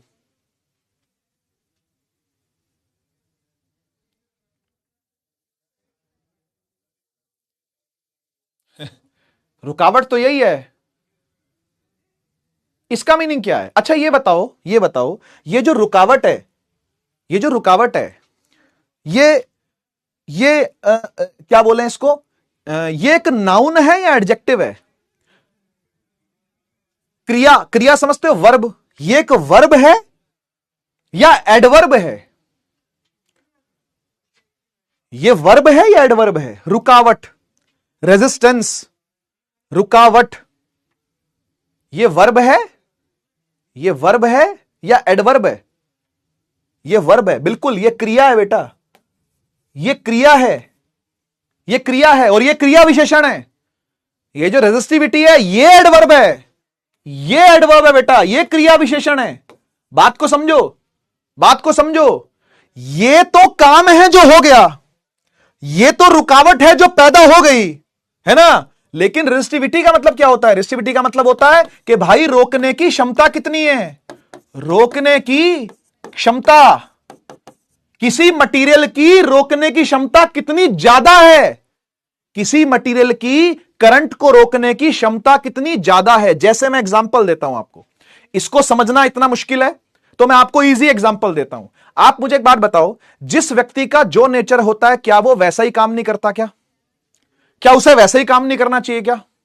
फॉर एग्जाम्पल, अगर कोई बहुत ताकतवर पैदा होता है घर के अंदर, एकदम ठाडा पैदा हो गया है ना, तो उससे क्या बोलते हैं, क्या कर भाई तू, तेरा शरीर बहुत बढ़िया भाई, एकदम गात खुला खाना भाई, तेरा हजम भी तेरे को बढ़िया हो रहा है ना भाई, तो उसको क्या बोलते हैं, तू पहलवानी कर, है ना, तू पहलवानी कर। क्या पता तू पहलवानी में आगे निकल जाए। पहलवानी में आगे नहीं निकलेगा तो कम से कम तू बाउंसर तो बनी जाएगा, है ना। बाउंसर वाउंसर देखे ना जो बन जाते तगड़े तगड़े, ऐसा होता है कि नहीं होता? समझ गए ना। जिसका जो नेचर होता है वो अपना नेचर जरूर दिखाता है ना। मां का नेचर कैसा होता है, एक माता का नेचर कैसा होता है? माता का नेचर होता है प्रेम भरा, ममता भरी होती है, मोह भरा होता है, स्नेह भरा होता है। तो क्या वो ये नहीं दिखाती? क्या दिखाती है। पिता का नेचर कैसा होता है? केयरिंग होता है, प्रोवाइडिंग होता है ना। घर को जो कमी महसूस हो रही हो वो देने वाला होता है, कॉन्फिडेंट होता है ना। तो क्या वो पिता वैसा नेचर नहीं दिखाता? क्या दिखाता है। एक स्टूडेंट का नेचर कैसा होता है? कहना मानने वाला, काम टाइम पर करने वाला, क्लास में एक्टिव रहने वाला, अटेंटिव रहने वाला, रिवीजन करने वाला, अपने आप की गलतियों को सुधारने वाला, यह उसका नेचर है। एक टीचर का नेचर कैसा होता है? टीचर का नेचर होता है बच्चों को एंगेज करके रखना। टीचर का नेचर होता है जो बच्चों को आता है वो उसको समझा जाए, हां या ना। ऐसा है कि नहीं? समझ रहे हो ना बात को? तो हर व्यक्ति का अपना नेचर होता है। अच्छा, अब एक बात बताओ, अगर कोई पहलवान है, मैं पहलवान पर वापस आता हूं, मान ले कोई पहलवान है, ठीक है ना, तो पहलवान क्या करेगा? पहलवानी करेगा। बात सही है कि नहीं? अगर कोई रेसलर है तो वो रेसलिंग करेगा, है ना। तो ऐसे ही कंपेयर करके देखो कि अगर कोई मटेरियल ऐसा है जिसमें रोकने की क्षमता ज्यादा है तो वो रोकेगा भी ज्यादा, हाँ या ना? हाँ या ना? जिसमें रोकने की क्षमता ज्यादा है वो रोकेगा भी ज्यादा, है ना। अगर एबिलिटी टू रेसल है, अगर वो रेसलिंग कर सकता है तो वो रेसलिंग ही करेगा। अरे हाँ या ना कह दो, अरे हाँ या ना कह दो, वो रेसल ही करेगा। बोलो सही बात है कि नहीं? बोलो सही बात है कि नहीं? तो एबिलिटी अगर रेसल करने की है तो वो क्या है? वो एडवर्ब हुआ ना, वो क्रिया विशेषण हुआ ना भाई। और रेसल करने को क्या बोलेंगे? वो एक क्रिया है। अब समझ में आया? अब समझ में आया?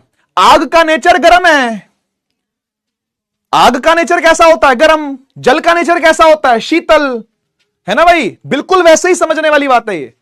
जिसका जो नेचर होगा वो वही करेगा। तो जिसमें रोकने की क्षमता ज्यादा है वो रोकेगा भी ज्यादा, जिसमें रेजिस्टिविटी ज्यादा है उसकी रेजिस्टेंस भी क्या होगी? ज्यादा होगी। समझ में आया क्या? अच्छा, अब मुझे एक बात बताओ, ये रेसल वेसल को हटा देते हैं, है ना, पहलवानी की बातें नहीं करते हैं। हां, मुझे एक बात बताओ, एक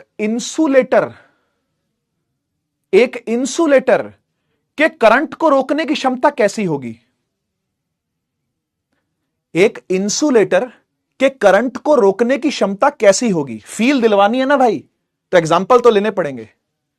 फील दिलवानी है तो एग्जाम्पल तो लेने पड़ेंगे। मुझे एक बात बताओ, एक इंसुलेटर की, शाबाश, बहुत ज्यादा होगी, वेरी गुड, बहुत ज्यादा होगी। यानी भाई अगर किसी का रो वेरी हाई है, बहुत सही, अगर किसी का रो वेरी हाई है तो क्या हम उसको इंसुलेटर का लेबल दे दें?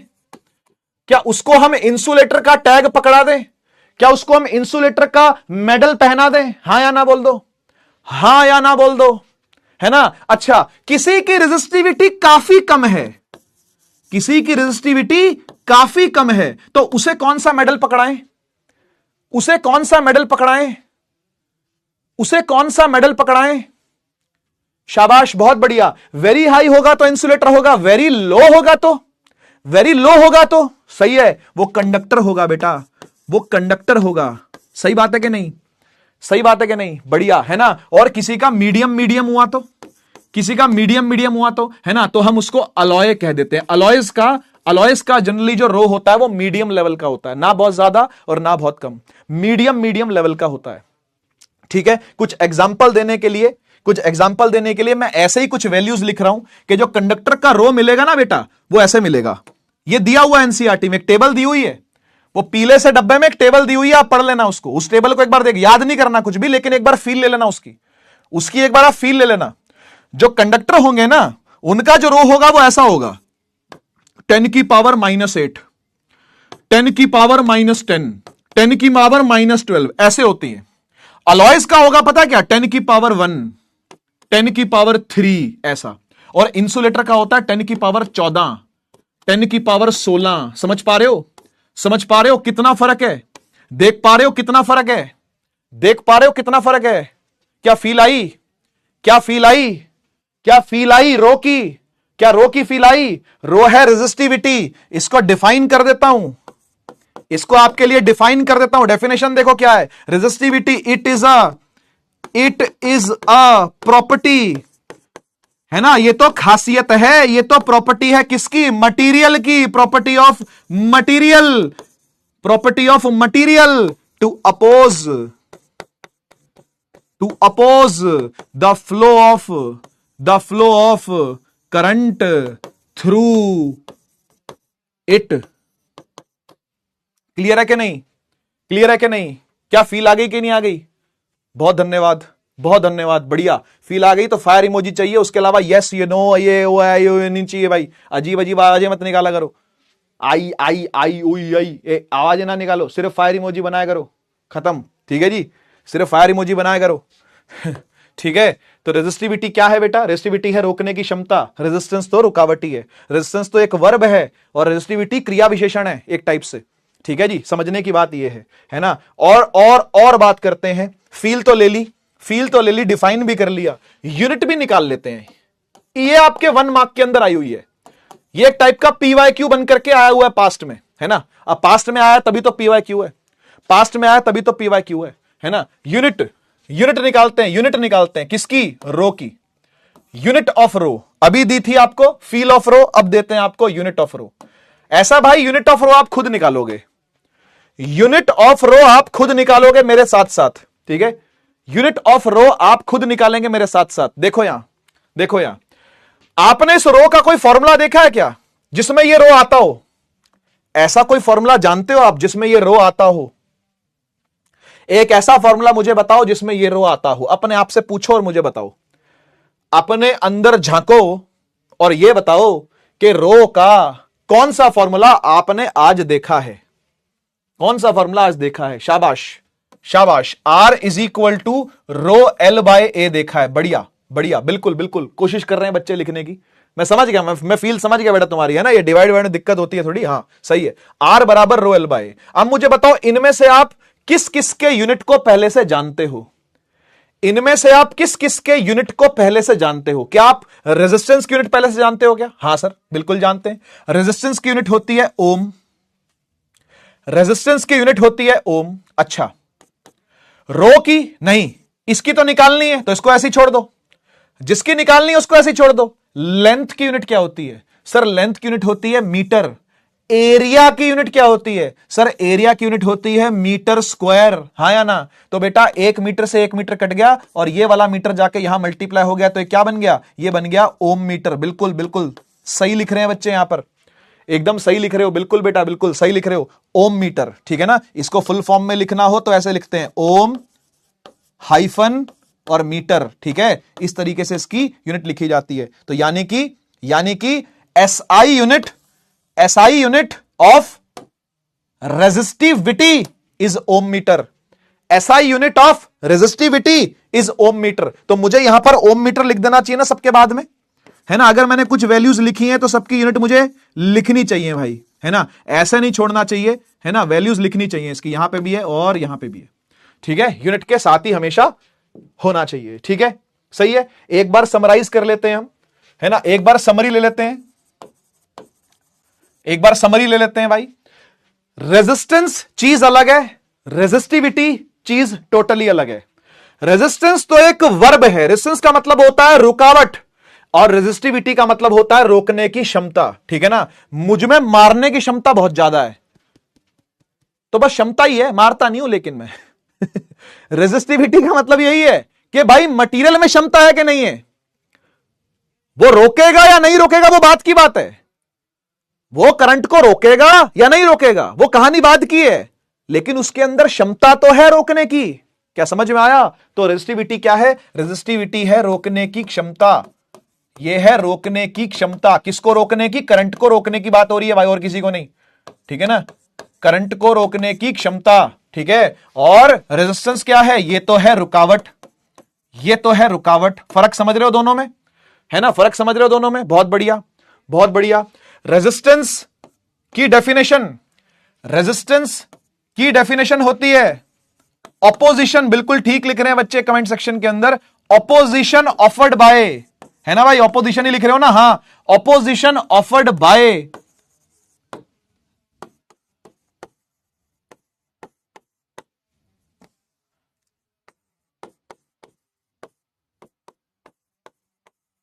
द एटम्स एंड पार्टिकल्स, जो एटम्स हैं पार्टिकल्स हैं, है ना, of the conductor, of the conductor, है ना, in the path of current, in the path of current, उसे कहते हैं रेजिस्टेंस। और रेसिस्टिविटी क्या होता है, ये प्रॉपर्टी है, इट इज द प्रॉपर्टी। दोबारा लिख रहा हूं डेफिनेशन, कोई बात नहीं, लेकिन एक बार समराइज हो जाएगी सारी कहानी, है ना। It is the property, it is the property of the material, property of the material, material की प्रॉपर्टी है, it is the property of the material to offer opposition, to offer opposition for the current to flow, ठीक है, current के flow में बाधा उत्पन्न करने की औकात इज रेजिस्टिविटी, ठीक है जी। यूनिट क्या होती है इसकी, SI यूनिट क्या है, ओम। SI यूनिट क्या है, ओम मीटर।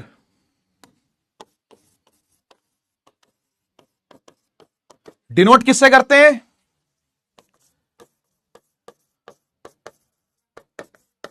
R से। डिनोट किससे करते हैं, रो से। और लास्ट पॉइंट, ये डिपेंड किस किस पर करती है, तो भाई डिपेंड करती है ऑन लेंथ, एरिया, रो और टेम्परेचर। थोड़ा एक्सपैंड करके लिखना इसको, इसको थोड़ा सा एक्सपैंड करके लिखना, length of the wire, cross section area of the wire, material of the wire, ऐसे करके एक्सपेंड करके लिखना थोड़ा सा, है ना। और ये किस पर डिपेंड करती है, तो ये डिपेंड करती है on, depends on substance of the wire, है ना। और बेटा ये टेम्परेचर पर भी करती होती है, ठीक है, ये टेम्परेचर पर भी करती है, ये दो चीजों पर करती है, ठीक है। इसका फॉर्मूला जब आप पढ़ोगे 12th में जाकर के, आपको टेम्परेचर का काम वहां पर काम मिलेगा, वहां पर आपको टेम्परेचर का काम मिलेगा, ठीक है। ये वाली टेबल थी जिसकी मैं बात कर रहा था, याद करनी है क्या, जी नहीं, याद नहीं करनी, याद नहीं करनी, ठीक है जी, याद नहीं करनी, सिर्फ फील लेनी है, याद नहीं करनी, सिर्फ फील लेनी है। सिल्वर की देख लो, 10 की पावर -8, 10 की पावर -8, -8, -8, -8, -8, -8, -6 ओम मीटर में लिखी हुई है, यूनिट देख लो, ओम मीटर है। उसके बाद अलॉय आ रहे हैं, है ना, तो 100 इंटू 10 की पावर -6, है ना, इस तरीके से, यानी उससे ज्यादा। ये 1 पॉइंटों में है ना, ये सब डेसिमल में है और ये डेसिमलों में नहीं है, मतलब थोड़ी सी ज्यादा है उससे, है ना, फील दिलवाने के लिए। इंसुलेटर की देख लो, इंसुलेटर की बहुत ज्यादा भाई, 10 की पावर 14, 10 की पावर 16, 10 की पावर 17, 10 की पावर 13, 12, 15, तो बहुत ज्यादा है भाई, बहुत ज्यादा, है ना। तो फील आपको आनी चाहिए वाली कि इलेक्ट्रिकल सब्सटेंसेस की रेजिस्टिविटी कैसे कैसे होती है, ठीक है ना। तो सीधी बात यह है बेटा कि जिसका रो ज्यादा होता है, फील कर लो, जिसका रो ज्यादा होता है उसका आर भी ज्यादा होने लगता है ना भाई। जिसमें रोकने की क्षमता ज्यादा होगी, जिसमें रोकने की क्षमता ज्यादा होगी, वो रोकेगा भी ज्यादा,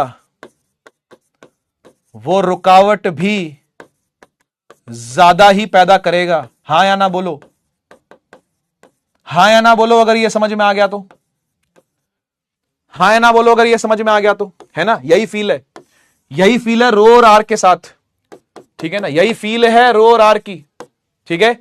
रो ज्यादा मतलब रोकने की क्षमता ज्यादा, रोकने की क्षमता ज्यादा तो फिर रेजिस्टेंस भी क्या होगी, ज्यादा, यानी रुकावट भी क्या करेगा, ज्यादा पैदा करेगा, ठीक है ना भाई। तो भाई ऐसी बात है, ऐसी बात है कि मेरी तो पढ़ाने की क्षमता बहुत ज्यादा है, तो मैं तो पढ़ाऊंगा भी ज्यादा, कुछ बच्चे हैं यहां पर जो एंड एंड लिख रहे हैं, शायद उनकी पढ़ने की क्षमता कम है, तो वो पढ़ेंगे भी कम, है ना भाई, तो वो जा सकते हैं, किसने रोका है? जो पढ़ना चाहे पढ़े, जिसने जाना है जाए। क्लास तो हमारी इच्छा से ही चलती है और हमारी इच्छा से ही बंद होती है बेटा, है ना। आते शायद आप अपनी मर्जी से हो, है ना, लेकिन जाते मेरी मर्जी से हो, तो क्लास तो मैं अपने हिसाब से ही एंड करूंगा बेटा, ठीक है ना। तो पढ़ाने की क्षमता ज्यादा किसकी है? मेरी, तो मैं पढ़ाऊंगा भी ज्यादा। अगर आप में पढ़ने की क्षमता ज्यादा है तो पढ़ो ज्यादा, है ना। आइए एक और टॉपिक करते हैं। देखो भाई ऐसा है, ये जो R is equal to rho L by है ना, इसके ऊपर कंपैरेटिव न्यूमेरिकल बहुत आते हैं, ठीक है ना। कंपैरेटिव न्यूमेरिकल बहुत आते हैं और ऐसे न्यूमेरिकल आपको करने चाहिए। कंपैरेटिव न्यूमेरिकल्स बहुत आते हैं, ये आपको करने चाहिए, इनकी प्रैक्टिस आपको करनी चाहिए, ठीक है ना। तो मैं वही आपको कुछ प्रैक्टिस करवाने वाला हूं कि R बराबर रो एल बाय ए के सवाल किस तरीके से आते हैं पेपर के अंदर, ठीक है ना। तो मैं कुछ PYQ आपके साथ डिस्कस करता हूं, है ना। एक एग्जांपल लेते हैं। मान लीजिए एक वायर है, ठीक है, जिसकी लेंथ है L, जिसका क्रॉस सेक्शनल एरिया है A, है ना। यही होगा ना, यही होगा ना भाई। इस सर्कल के एरिया को ही बोलेंगे क्रॉस सेक्शन का एरिया, है ना। मोटाई, जो इसकी मोटाई है वही क्या है? क्रॉस सेक्शनल एरिया है, ठीक है। इसकी जो रेजिस्टिविटी है, यानी जो इसका मटेरियल है, वो है रो, ठीक है ना। अब क्या हुआ पता है? हमने इसके जैसी एक तार और आगे जोड़ दी, ठीक है। क्या किया गया है? मैं लिख देता हूं यहां पर, अनदर आइडेंटिकल वायर। आइडेंटिकल का मतलब होता है जुड़वा, है ना, इसकी जुड़वा। Another identical wire is joined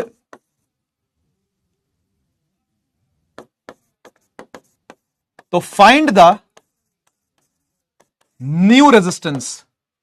तो किया क्या है? किया यह है कि पहले तो सिर्फ एक ही तार थी, है ना, सिर्फ एक ही तार थी जिसकी लेंथ थी L, एरिया था A, रेजिस्टिविटी थी रो, है ना। ये जनरल केस है, ये जनरल केस आपको हमेशा बनाना पड़ेगा, ठीक है। ये जनरल केस आपको हमेशा बनाना पड़ेगा बेटा, ठीक है। और फिर बाद में क्या किया? बाद में इस तार के साथ, इस तार के पीछे पीछे एक और तार जोड़ दी, इस तार के पीछे पीछे एक और तार जोड़ दी, है ना। मुझे एक बात बताओ, जब एक और तार जुड़ जाएगी तो लेंथ कितनी हो जाएगी इसकी? जब एक तार के पीछे एक और तार जोड़ देंगे तो लेंथ कितनी हो जाएगी? बेटा पहले से एक तार थी ही, बिल्कुल जुड़वा तार एक और इसके पीछे जोड़ दी, है ना। तो पहले से L लेंथ थी, अब एक और L लेंथ की वायर जोड़ दी, तो कुल लेंथ कितनी हो गई? कुल लेंथ हो गई 2L, है ना। 2L ही लिखते मिलना मुझे, शाबाश, बढ़िया।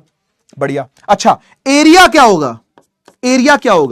पहले एरिया A था, अब एक तार के पीछे एक और तार जोड़ दी है, तो अब एरिया कितना हो जाएगा?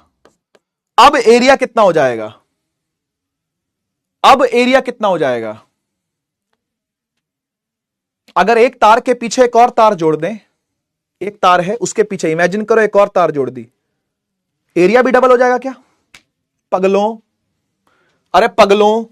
एक सिलेंडर के पीछे एक और सिलेंडर अगर जोड़ दूंगा तो यह सिलेंडर क्या मोटा होकर ऐसा हो जाएगा क्या? कोई सेंस बनी इस बात की? 2A कैसे हो जाएगा भाई? क्या तो मैथ्स है तुम्हारी यार, क्या तो ज्योमेट्री लगाते हो भाई, भगवान बचाए ऐसी ज्योमेट्री से। अबे एरिया ही रहेगा पगले, कबूतर कहीं के, आंखें फाड़ के देख जरा, एक वायर के पीछे एक और वायर लगाई है और दोनों में टांका कर दिया, मान लो टांका भिड़ा दिया। अबे प्रैक्टिकल सोचो यार, क्या है ये? क्या है? Physics, very much practical. कभी इलेक्ट्रिशियन घर पे नहीं आया क्या काम करने के लिए? पगलेट कहीं के, एक नंबर पगलेट आइटम हो। हां, तो जब दोनों आइडेंटिकल हैं, जब दोनों सेम हैं, तो भाई जो मटेरियल इसका होगा वही मटेरियल इसका भी होगा, सही बात है ना। तो यानी रो तो रो ही रहेगा, अभी भी रो ही रहेगा, यानी रेजिस्टिविटी मटेरियल तो सेम ही रहेगा अभी भी, क्योंकि आइडेंटिकल वायर है। आइडेंटिकल का मतलब होता है जुड़वा, है ना। तो ये बताओ कि पहले वाले केस में रेजिस्टेंस, यानी जनरल केस में जो रेजिस्टेंस लिखेंगे वो लिखेंगे R is equal to rho L by, सही बात है। और इस वाले केस में जो ये मॉडिफाई करा गया है, ये जो केस मॉडिफाई करा गया है, इस केस में जब रेजिस्टेंस लिखेंगे ना तो उसको लिख देंगे R डैश। न्यू R जो है ना उसको R डैश बोल दो, R तो नहीं बोल सकते ना, आर तो नहीं, आर तो हमने इसको ले लिया है, तो इसको आर नहीं बोलेंगे, इसको बोलेंगे आर डैश। ये नया है, ये नया है। इसे कैसे लिखेंगे? R dash is equal to क्या लिखूं भाई? मटेरियल क्या है इस नई वाली तार का? मटेरियल क्या है भाई? मटेरियल तो रो ही है। लेंथ कितनी हो गई है सर? लेंथ डबल हो गई है, तो 2L लिखेंगे। हाँ है ना, बोलो। और एरिया वो तो ए ही रहेगा, वो थोड़ी ना ऐसे होके डबल ए हो जाएगा। फिजिक्स इमेजिन करने की चीज है बेटा, फिजिक्स इमेजिनेशन करवाएगी आपसे, ठीक है। अब एक बात जरा देखो, अगर मैं इसका 2 बाहर ले लूं, है ना, ये रो 2L बाय लिखा हुआ ना, इसका 2 अगर मैं बाहर ले लूं और इसको मैं ऐसे लिख लूं रो L बटा ए, तो ये रो L बटा ए पुराना वाला आर नहीं है क्या? क्या रो L बाय पुराना वाला आर नहीं है क्या? हां सर पुराना वाला आर ही है। तो क्या मैं इस रो L बाय की जगह पर आर लिख सकता हूं? बिल्कुल लिख सकते हैं। तो ये बन गया 2R, यानी जो नई वाली रेजिस्टेंस है वो दुगनी हो गई, वो दुगनी हो गई पुरानी वाली के। समझ में आया? समझ में आया क्या? समझ में आया क्या? पक्का? आर डैश को क्या लिख सकता हूं? 2R लिख सकता हूं, ठीक है। ये तो हमने एक केस पढ़ा, आइए दूसरा केस पढ़ें। आइए दूसरा केस पढ़ें। दूसरे केस में क्या हो रहा है देखो, है ना। अब सीधा मैं एग्जांपल्स दे रहा हूं आपको, आप देखते जाना। पहले एक तार थी जिसकी लेंथ L थी, एरिया A था, रेजिस्टिविटी रो थी, ठीक है। हमने क्या किया, हमने इस तार के ना जस्ट ऊपर एक तार और जोड़ दी, इस तार के साथ एक तार ऊपर जोड़ दी। ऐसा समझो, ऐसा समझो कि भाई एक तार लेकर क्या है, इसमें ऊपर से लाके फ्यूज कर दी। Another identical wire is fused parallelly, ठीक है। क्या कर दी? पैरेलली फ्यूज कर दी, मतलब ऐसे कर दिया। अब ऐसे कर दिया, देखो ऐसे था, अब ऐसे कर दिया, अब ऐसे कर दिया। मैं डायग्राम भी बना के दिखा रहा हूं, ऐसा भी नहीं कि नहीं बना रहा हूं, तो भी कह रहे हैं 2A। हां जी, आइडेंटिकल वायर है अगर, यानी जुड़वा तार है, तो रो ही रहेगा पूरे का। लेंथ L ही रहेगी, 2L नहीं हो जाएगी, लेकिन एरिया दुगना हो जाएगा। इसका भी A है और इसका भी A है, कुल मिलाकर के हो जाएगा 2A। हां या ना? हां या ना? तो भाई आपसे पूछा है कि नई वाली रेजिस्टेंस निकालिए कितनी होगी। तो पहले जनरल केस की रेजिस्टेंस लिख लेते हैं। R इज इक्वल टू क्या होता है? रो L बाय, भाई इसका रो है, इसका L है, इसका A है। बढ़िया बढ़िया। इसका कैसे लिखें? इसका लिखेंगे R dash. R dash is equal to, ये तो रो ही है, L ही है, और A कितना है भाई? A तो दुगना हो गया, यानी 2A हो गया। तो भाई ये जो नीचे वाला 2 है, इसको बाहर ले लूं, इसको ऐसे लिख लूं, हाफ गुना में रो L बाय, हाफ गुना में रो L बाय लिख लूं क्या? ये हाफ गुणा हो रहा है किससे? रो L बाय से, बोलो हाँ या ना। और रो L बाय क्या था? पुराना वाला आर था बेटा। तो जो तेरा नया वाला आर है वो पुराने वाला आर का डिवाइड बाय 2 है। कह दे हाँ या ना, और चीता ही कह दे, और चीता ही कह दे। आ गया कि नहीं आ गया? आ गया कि नहीं आ गया? आइए इसी में वेरिएशन लेकर के आए। अब इसी में वेरिएशन लेकर के आए। अब देखो जी, वेरिएशन ये है, वेरिएशन ये है कि एक वायर है, ठीक है, एक वायर है जिसकी लेंथ L है, एरिया A है, रेजिस्टिविटी रो है, और क्या किया गया पता है? उसे स्ट्रेच किया गया, उसे स्ट्रेच किया गया, stretched to twice its length. आप मुझे एक बात बताओ और सोच के बताना ये बात, अगर मैं इस तार को जिसकी लेंथ L है उसे खींच के लंबा कर दूं, वायर को खींच के लंबा किया जा रहा है, यानी उसे स्ट्रेच करा जा रहा है, तो स्ट्रेच करने पर लेंथ कितनी हो जाएगी? अब स्ट्रेच करने पर उसकी लेंथ कितनी हो जाएगी? अब स्ट्रेच करने पर फील दिलवाने के लिए डायग्राम भी बना रहा हूं, लेकिन आपको यह डायग्राम मन में बनाना है, आपको यह डायग्राम मन में बनाना है।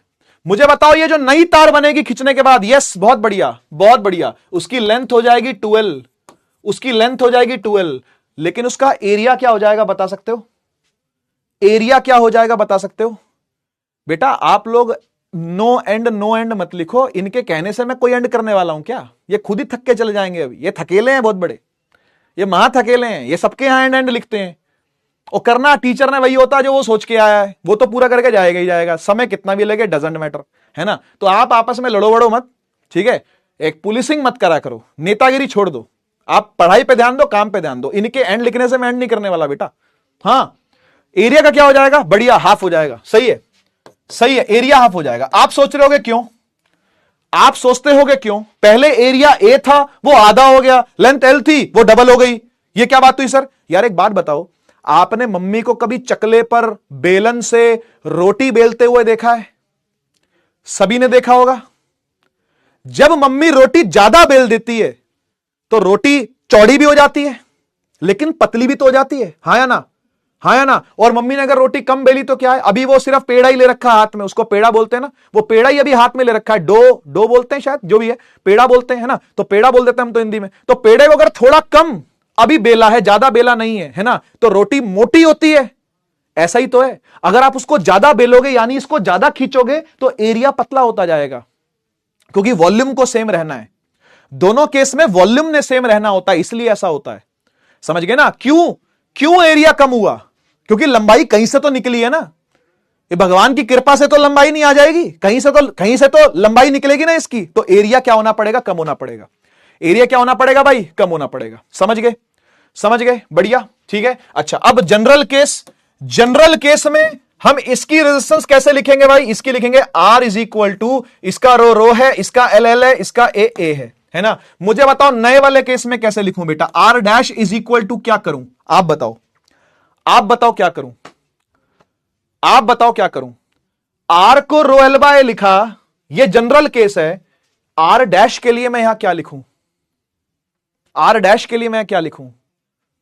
बढ़िया भाई रो तो रो ही रहेगा या वो भी चेंज हो जाएगा,